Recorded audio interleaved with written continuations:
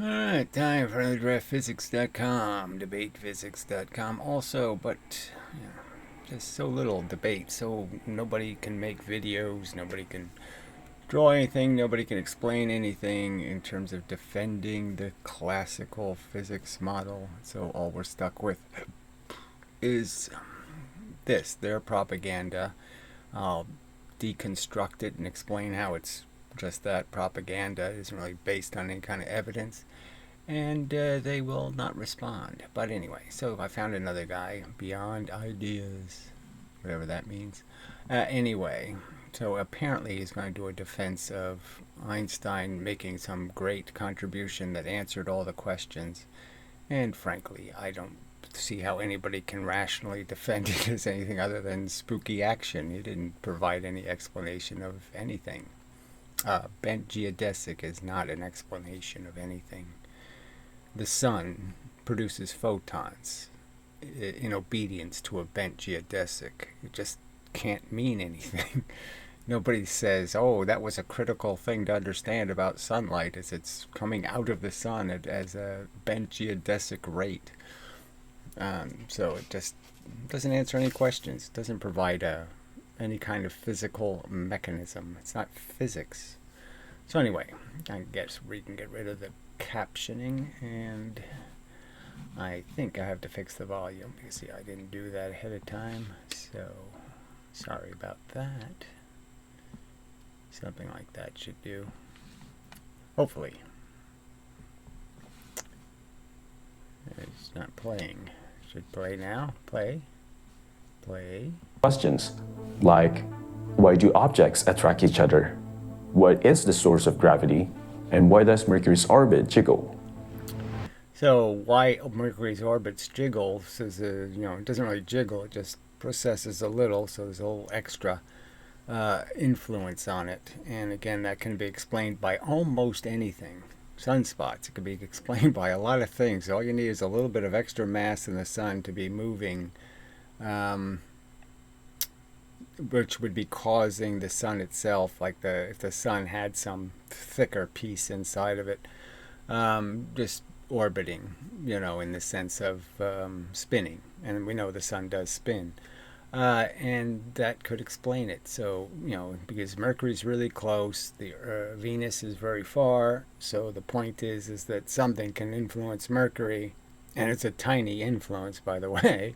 And it's not going to influence Venus and Earth and all the other planets because they're way too far away to be influenced at the inverse square law, once again. All right. So 5 words. Oh, poo. So I guess this is what you get. I don't know why this guy's 1.4 million views. A lot of views for what I think is going to be a mediocre video, but I'll have to pause. Well, maybe I'll leave the captioning on. Anyway, so the rest remained a mystery until the era of Albert Einstein. In 1915, Einstein published his theory of general relativity, or in other words, his theory of gravity. So the theory just was basically an extension of the first arguments made about how things are influenced in terms of space-time, by their motion. And the simple argument could be made that in heavy gravity, you're moving more because you're going in and out of the Earth. Now, nobody makes that argument, but that's clearly the obvious implication of being in heavy gravity is that you're oscillating a lot faster, more, than you would be the further away you are in the gravity. Simple enough. Alright, continuing, I guess. I don't know. Distractions. In this theory, Einstein explained gravity and its source. So he didn't explain its source at all. He didn't explain how it happens, what it does, anything about it. Nothing was explained. He answered all the questions that Newton couldn't. Oh, he didn't answer any questions that Newton didn't answer, so it's all just the inverse square law, and he didn't provide any more information in terms of how exactly mechanically you bend nothing. Theoretical nothing. How do you bend something that doesn't exist? That's not an explanation, okay? Saying a nothing is bent and that makes it happen is the same thing as saying gremlins did it. It's not advancing anything. Like Mercury's precession. So again, Mercury's precession is just a mathematical equation so complex nobody does it. And it could be argued that all the equation does is screw up it just makes the motion of the sun, distorts it, and therefore all of the close planets would be affected and any far away planet won't be. And that's all you need is something that affects something close and doesn't affect things far away, and that'll work. Let's take a step back to 1905 to truly grasp where these different pieces of the puzzle come to life. This year, Einstein published his theory of special relativity. It deals with the speed of light and the motion of objects. Which means nothing also. So again, the speed of light as being the only speed, okay? The maximum speed is perfectly deducible in any kind of theory, especially a push theory, because something can't push something faster than it's going, obviously. So since all the forces, the stuff moving the speed of light, is basically momentum carrying mechanism, clearly nothing's going faster than that stuff can push. It was fine with non-accelerating objects, but the theory did not apply when gravity was present. So it really isn't the difference in the theory. It really has more to do with this idea of some equivalence principle. And again, the whole point is to emphasize some idea that the universe isn't a three-dimensional fixed mechanism of absolutes, that there's an absolute quiet and an absolute motion, that velocity is always somewhere on that scale and all of it is in one universe. Or if the object was accelerating. He couldn't quite figure the rest out. So this idea of acceleration it's just a change in velocity, and the fact is gravity changes your velocity by moving all of your little bits, and other things that change your velocity have to push you. That is, they have to bang into part of you and accelerate you by conduction. You have to conduct through you the motion. And so obviously there is a distinction between those two ways of being motivated. Until one fine day in 1907, he was observing a window washer on a ladder and had an epiphany. He thought about what he would be experiencing while falling. Right, and what you're experiencing is a force that's actually pushing all of your bits. So the only difference between the force of, say, a car engine moving you and being moved in gravity is that you can't feel the gravity because it moves you evenly. So all of your sense organs are moved collectively. They can't feel the difference because everything's being moved. And the fact is in a car, you're moved. And if you're holding a 10-pound weight, the 10-pound weight has to be moved through you pushing it, if you're in a car.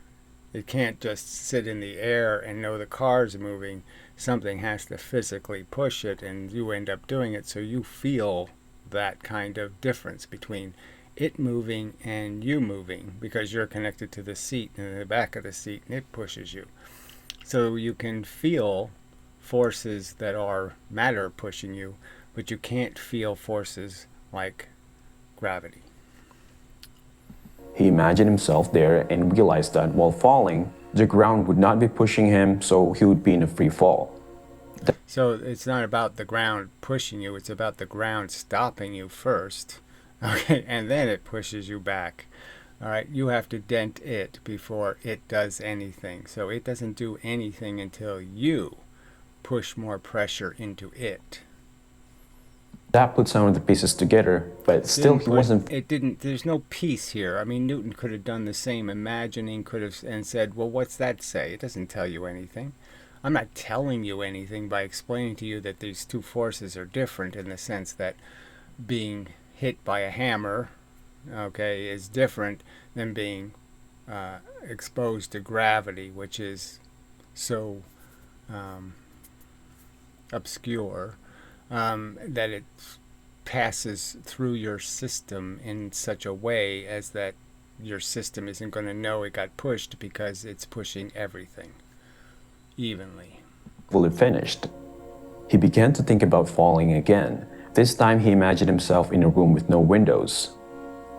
Right, and so why would somebody put that condition on a physics experiment in the sense that, well, what's the point of no windows? Because obviously the truth is opening the window. Windows tell you a lot about what's going on in the world.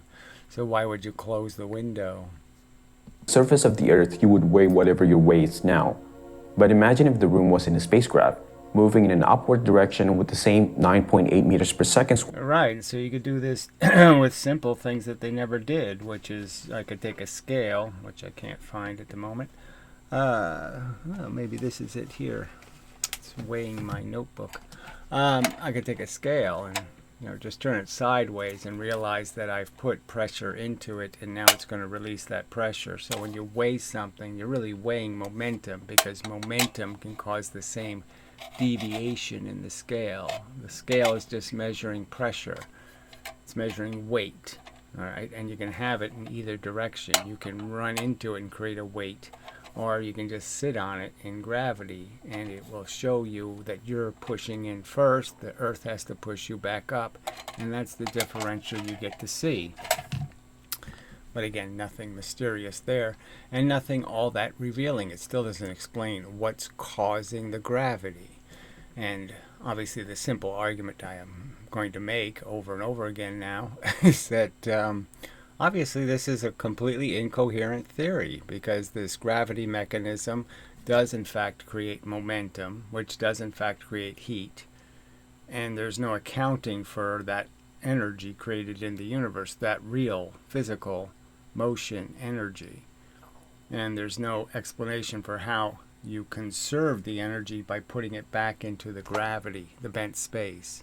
So bent space gives things motion, it creates heat, it causes things like the sun to be radiating a bunch of energy, and there's no explanation for how that energy goes back to make the bent space. So it's a completely nonsensical, incoherent pile of mush as a theory. Squared as here on the ground. In that moment, if you were to weigh yourself, you would weigh the same as you do on Earth. It would be the same situation, because now, just like when the ground is holding you, preventing you from falling, the same thing's going to be true there. The bottom of the ship will stop you from falling. You will weigh the same. You'll be applying the same pressure. So you're just applying the pressure in a different way. You're starting at the bottom instead of using gravity from the top. No surprise that that part would be equivalent. Einstein realized that the observer would not be able to tell if he is on a spaceship or on the surface. Yeah, so what observers can tell is the whole problem with all of this science. Because it's really not about some perspective. It's about what's really physically happening. And the fact that you can see two explosions that are simultaneous and one of them's further away so you see it later doesn't mean it happened later. And to not be able to recognize that simple truth, that what we perceive really isn't the truth, absolutely. It's that we have to understand the context and the variables that are controlling our perception. And so, it's all quite silly to say nothing happens, not spontaneously, that's not it either. At the same instant, at the same time. There's another word for that. Surface of the Earth. That is because he would be moving at the exact same rate of acceleration. There would be no way to tell the difference.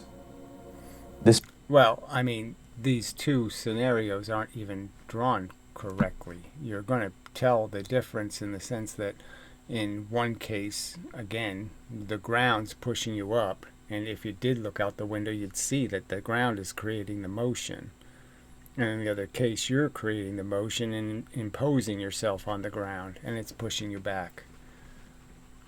Phenomenon is called the equivalence principle. And it's just another piece of nonsense, that all motion is equivalent, when you can dissect it and say, well, clearly not all motion is equivalent.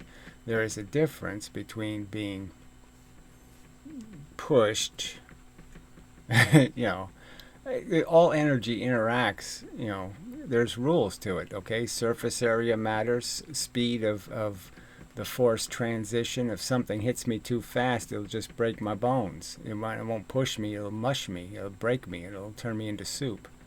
There's rules. There's not some, overriding principle of equivalence.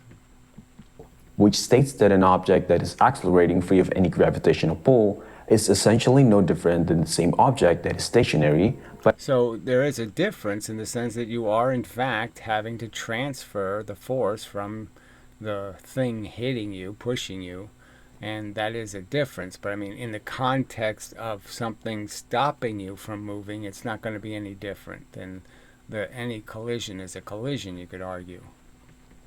Doesn't matter who moves into who. Doesn't matter whether your spaceship crashes into a meteor or the meteor crashes into you. Same difference, as long as the velocities are the same. affected by gravity. In other words, something moving in space with no gravity has the same mass as something on Earth that is not moving. Well, the fact that things have the same mass is just almost a silly point to make. Yeah, of course, you can't change your mass. In his special theory of relativity, he could only deal with non-accelerating objects and the speed of light. Let's pause here for a second. This means that at that point, he knew how to unify his theory of special relativity with gravity. So it doesn't make, there's no theory. So I mean, to say gremlins are the answer to both questions or something doesn't mean anything. And why would he have to unify his own theory with his own theory? So that doesn't make any sense either. Luckily, he didn't stop there. He did another thought experiment. This time, he imagined what would happen if he pointed a laser beam from one side of the room towards the other. Right, and this is where the big fake, phony, and fraud pops in, because somehow the laser beam now is supposed to have two momentums. Somehow it's not going to travel a straight path, a linear, straight, one-dimensional path, that the photons don't leave, go the speed of light, and get to the other side at the speed of light. No, instead the photons are going to move this way, and they're going to move this way or that way, whatever one they're going to give it. So they're going to give it two velocities. A velocity tangential, perpendicular to the laser beam, okay? Somehow it's going to move perpendicular to its forward motion. And no, it's not. That's not going to happen. Lasers don't do that. That's already been well demonstrated. You can't give it two motions. You can't. It's a photon isn't like a baseball you throw out of your car. So your car is going down the road 50 miles an hour. You throw the baseball. Well, the baseball will have two momentums. It'll have the momentum you just gave it, and it'll also still have its motion from the 50-mile-an-hour car. But a photon won't do that. A photon is just going to go straight across and hit the other side where it was, and the car is going to move on. The light beam isn't going to go with the car. So I'm shooting a laser outside of my car. The laser beam isn't going to travel with the car. That's not going to happen. The laser beam's only going to have one motion, straight line. So this is fake. This is just where it all goes sideways in terms of distorting actual reality to propagandize nonsense.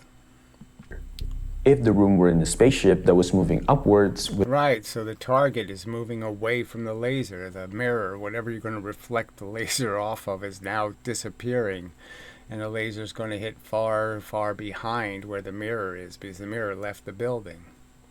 the same acceleration rate as Earth, the height of the beam would slightly be lower on the other side of. So it wouldn't. So they're saying so. There's no evidence it would. Oh, I mean, that part's true. It'll land behind where it should, and it's not because it's curved. It's traveling a curved path. It's going to go dead straight, and it's going to get there at the speed of light. It's not going to run a diagonal line. This bent line they're showing is really a straight line in segments. So it won't travel that longer distance. Obviously, if it did at the speed of light, that would mean it would have to be going faster than the speed of light. So it will travel straight, and the target is what's moving. So they should just say, look, the target moved, not the laser beam. The laser beam stayed straight. The target is the thing bent. the target went up here. So this dotted line should be the target moving up here, and the laser beam should be straight. The room. As the floor moved up, it curved the light and caused it to bend down. So the light didn't bend down. Again, none of that happened. The light went perfectly straight, and you just moved the target. I mean, if I'm shooting bows and arrows, and you move the target, and I shoot my arrow, and my arrow misses the target because you moved the target. Duh! My arrow doesn't bend to hit the target. Ugh, cripes. But this principle only applied in space. When he thought about the same experiment on Earth, the light would appear to be straight. It would have to be straight anywhere. That's the whole point is the photons only can do one thing. They go in a straight line at the speed of light. They don't do anything else. Of course, these two scenarios only happen in his brain. Let's just take a brief moment to appreciate how brilliant he is to be able to conduct that experiment, all of that in his brain. Oh, please. I mean, this is so bad. I mean, really, the light clock, technically you need to bounce it to really, really appreciate the idea of a light clock, counting time based on how long it takes to travel a distance. And, the simple truth is that if you made such a thing with a constant mirror, you'd find that the speed of the light is consistent, that it will bounce back. Obviously, your detector is going to have to be positioned in such a place where it's going to move up at the same rate the laser light the surface is moving the other way.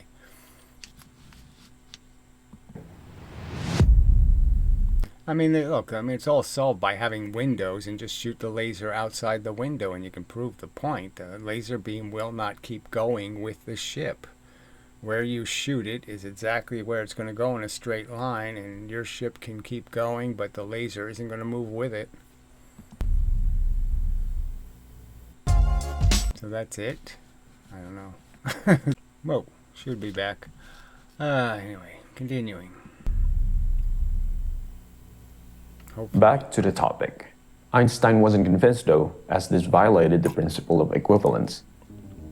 The acceleration of the room on the spaceship was the same as under the influence of gravity. The height should be the same in both cases. He realized that the only possibility could be that the light beam must be bending under the influence of gravity. So whatever that, I don't even understand how it's possible that gravity would be an issue when you're saying there's no gravity. So what would be the point of it? So anyway, the idea that light is bent by gravity, I say, is just absolute nonsense. And it wouldn't change the function. Like I said, the thought experiment is not about the light beam being affected by gravity. So he's saying the light beam was bent when you're in empty space, and therefore light has to be bent when you're not in space, using gravity instead of the motion of the ship. But we know the light wasn't bent in the first case.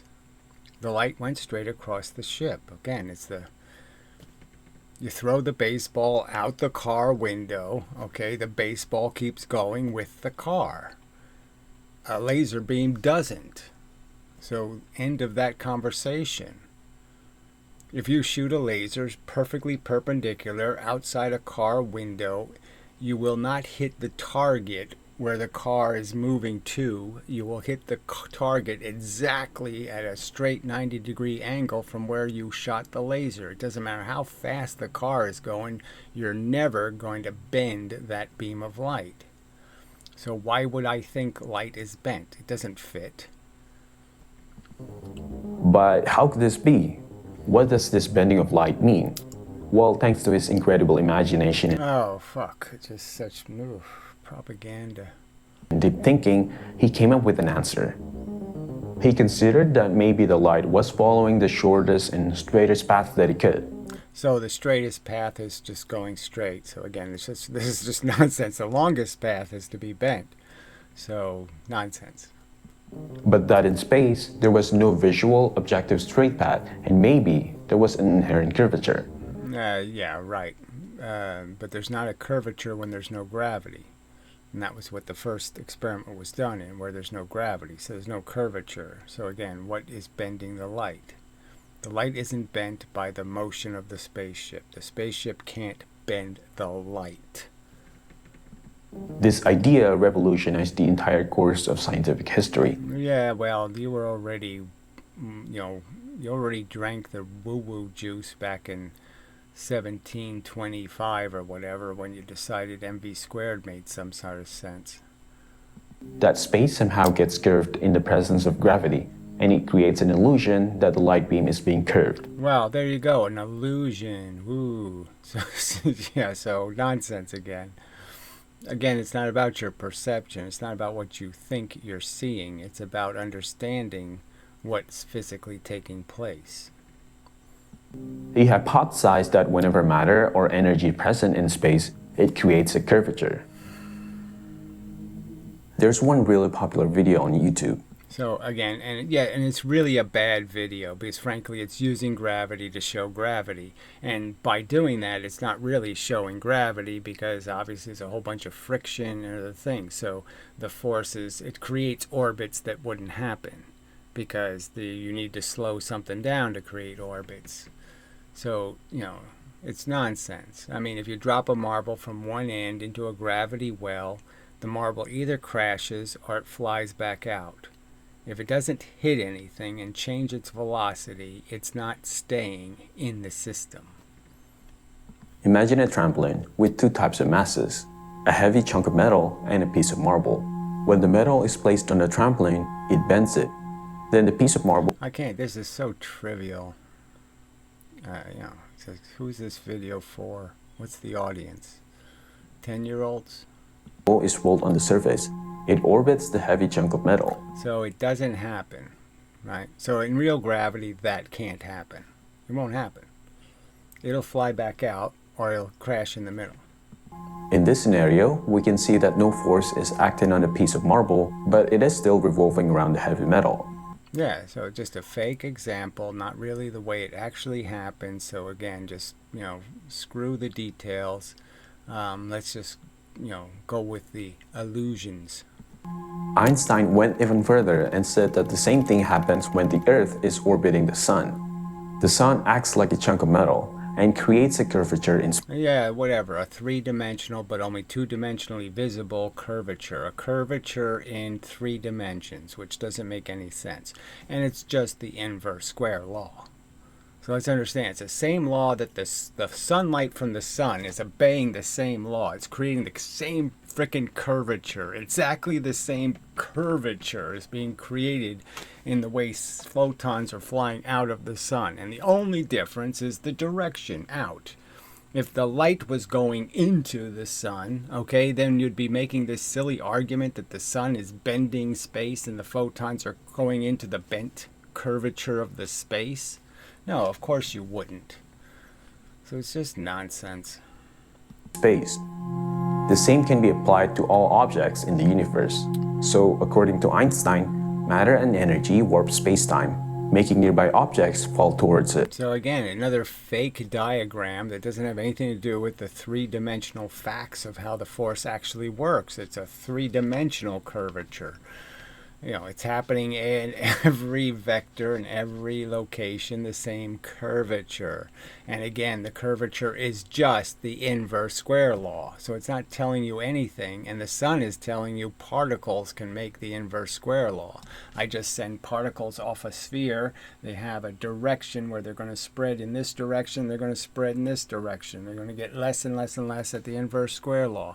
And if I just reverse that scenario and say I place something in a field of energy that's equal and even, the fact is that thing is going to be hit from all directions, and it's going to be hit at the inverse square law. So obviously a force that's real is a great explanation, and this fake bent space nonsense is a crappy explanation. Besides the fact that it's creating free energy, besides the fact that it's creating a ton of momentum, heat, it's flying out of stuff based on this curvature, and there's no way for that heat to be turned into a curvature. But there's lots of ways to imagine how that heat is creating a force in the universe itself that's constantly bombarding everything and pushing it into other pieces of matter.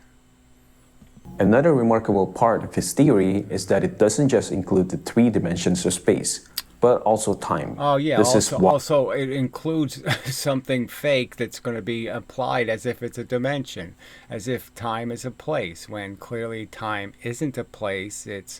There's no dimensionality to it. It doesn't fit the dimensional rules, okay? So it shouldn't be called a dimension. It should be called something else, a hyper thing or something.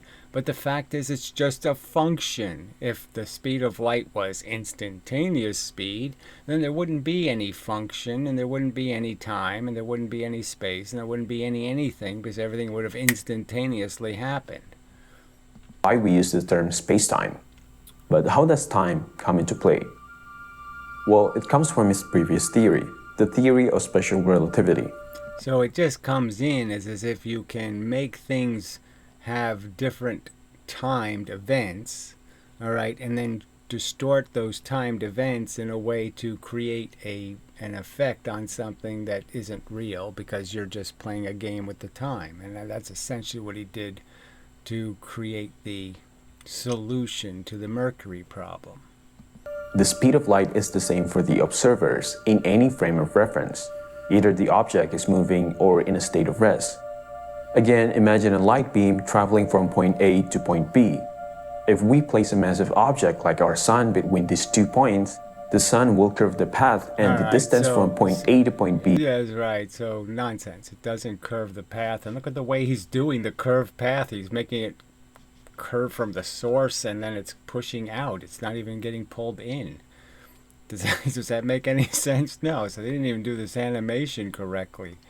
That's not how the curvature works. It doesn't push it away. It's pushing towards. They don't even have it bending the right direction. Oh, too ridiculous. Will increase. So it will take more time for light to move from A. So too silly. Yeah, it'll take more time. It doesn't take more time. That doesn't happen. Blah, blah, blah, blah, blah. To B than in the absence of the sun. But that concept violates the theory of special relativity, which says that the speed of light is independent of the frame of reference. Well, what it is the speed of light isn't bending. That's the point. The point is you can't bend a beam of light. You can only diffract it. This means that regardless of whether the light beam is traveling freely or under the gravitational field, it must take the same time for it to travel from A to B. So for special relativity to be valid, time must slow down. Yeah, which is nonsense. So whatever. So again, it's this idea that somehow because they can break an atomic clock, that proves that you can change how time passes in the entire universe. So you could be traveling at a speed in the same direction as a beam of light, and their argument is that somehow you're going to change time here. And so if somebody could see both of you moving, they're not going to see any change in time. But somehow one thing is aging slower than the other thing. So the beam of light is doing its regular thing, and that somehow you're doing some different thing.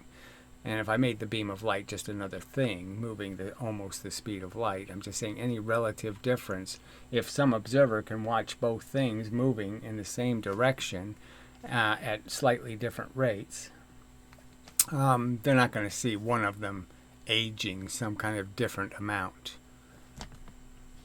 It's just nonsense. In other words, time moves slowly when you are near a massive object, like in space, and moves faster when you are away from it. Yeah, so in other words, atomic clocks, if you move them, okay, it means they decay slower. That's all that's been demonstrated. Nothing else. And we already know that you can screw up an atomic clock just by putting it in a denser field of radiation. So you want to change the decay time of an isotope, all you have to do is crowd it, and it will decay much faster. For example, time for us on Earth is lower than the astronauts on the ISS. Yeah, so that's the big joke. So, the satellite's traveling 20,000 miles an hour, we're going 1,000 miles an hour, and somehow we're more time dilated, as if we're going faster. And the only explanation for that is the fact that we're moving in the heavier gravity. So we're on a least line. The basketball player goes one speed. The basketball obviously goes a faster speed because it's moving a lot more distance. Which has been directly confirmed through many experiments. So again, more confirmed rather than, okay, we have some supporting evidence, but frankly it's not decisive in any way because it completely relies on assumptions made about how reliable our clocks are. This phenomenon is called gravitational time dilation. Back a century ago, no one was taking Einstein's ideas seriously. But just 4 years after the publication of his general theory of relativity, astronomer Sir Arthur Eddington performed an experiment to test it out. Right, and the biggest fake, phony, fraudy thing that could have been done, right? The guy says right in his journal, I got 10% of the data quality, the weather sucks. Okay, and he says, I wouldn't stake my life on these results. And yet they turned that into a New York Times headline saying Einstein proven right. And if they had done the eclipse experiment 2 years earlier when they tried to, Einstein would have been proven wrong, okay, because he changed his theory in those 2 years. If general relativity was correct, then the sun would warp the space of... So they have all kinds of satellites now in space that can look at the sun, and they have all kinds of ways to shield the sun, isolate it, and see the corona and see all kinds of stuff, and yet they haven't done a single satellite experiment to detect this bending stuff. So it's 400 times better resolution from space, and we're supposed to believe that not a single satellite in space can sit in there and look at the space an inch from that sun and see if it can see a star light bending. So never performed from space ever, okay, this experiment. 400 times better resolution. A 400 times easier to see effect. And it's even more than that, frankly, because there's lots of problems with eclipses, okay. Not 12 noon, lots of reasons why it's even more than 400 times better to do it from space. But you don't need an eclipse. Never been done. Around it, causing the light beams to bend and the position of the stars behind the sun to change. It's just so ridiculous. Anyway, so none of that demonstrated, right? So that's not even the Eddington experiment. You can't do a sun behind the sun because the corona, the sphere of the sun that's full of particles, is going to ruin your visibility. So you can't really do the experiment with anything very close to the sun. You have to do this experiment with something further away from the sun.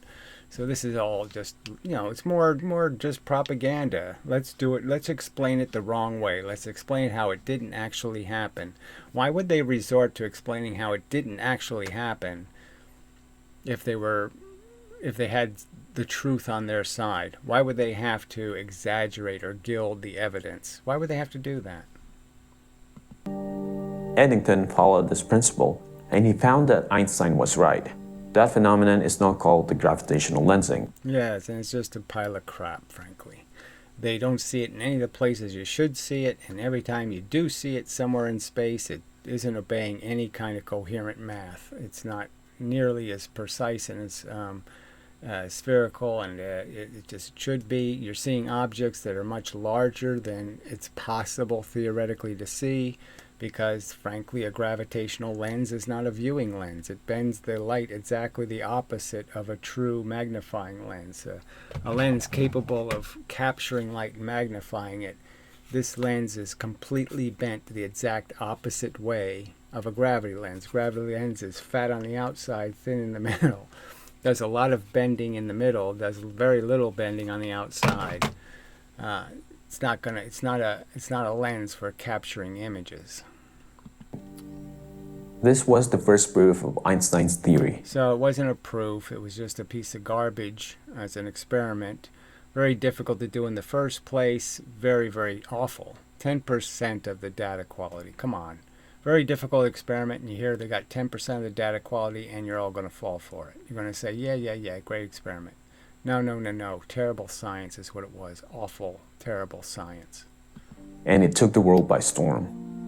Today we have found lots of evidence that proves his theory. So that's what they always say. Oh, we have found lots of evidence. You know, it was sitting over there and over there. And that's all bullshit. It's just more perversions. Let's not tell the exact truth. Let's just exaggerate what we saw. All right. So every time they do an experiment where they get diffracted light that goes through a bunch of particles and then is scattered, and they claim that's gravitational bending. The predictions made by his theory 100 years ago are now being confirmed today. Yeah, all in superficial and very abstract ways, nothing very tangible. We don't have any, 2 rats were sent into space and we made them age differently. None of that shit happened. They have created a new window to look into the universe. You just created a distraction because frankly none of this explains anything. None of this explains a damn thing about how you're making things have momentum. That is, they get pulled into the earth, they have tremendous impacts, they smash into the earth, all kinds of momentum. Their mass alone continues to push on the center of the earth, creating heat, creating real energy that leaves the earth. So it's a completely incoherent, non-conservative theory.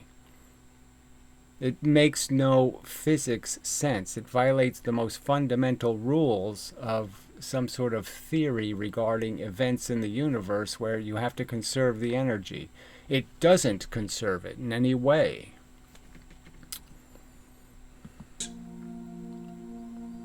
Thank you so much for watching this video. I'm Harry and I'm so glad you made it to the end. I don't really understand why it's got 1.4 million views, but whatever. So just answer the question, okay? Will you concede that gravity gives things momentum and that they crash into the earth? And so there's the impact fact of just stuff hitting the earth with impacts.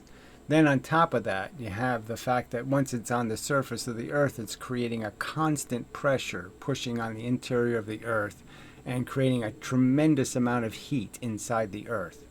Now, will you concede that all of that energy, all of that heat was created by the gravity, all right? And the fact is, it's radiating out into the universe. We're not just radiating what hits us, the sunlight that hits us. It's a tiny amount of energy, 100 watts per square meter. We're radiating more than that. And the fact is the Earth is, in Kelvin, it's always constantly radiating real heat into the universe. And so how do you put those things together with your second law of thermodynamics and say that somehow the universe is going to get cold when you have a constant source of free energy from every gravitational body in the universe?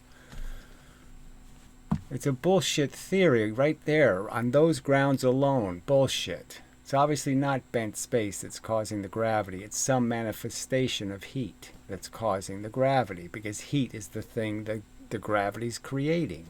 And it's the heat that has to go back into the system to push us into other things. So clearly we're being pushed into the earth by radiation that fills the universe. All right, anyway. Ugh. So we'll see what other videos he has. Like I said, look, I got nothing against people, but I just mean this was less than a Wikipedia page. And, 1.4 million views for something that doesn't add any value at all and just glorifies rubbish science. It's not the world I would create.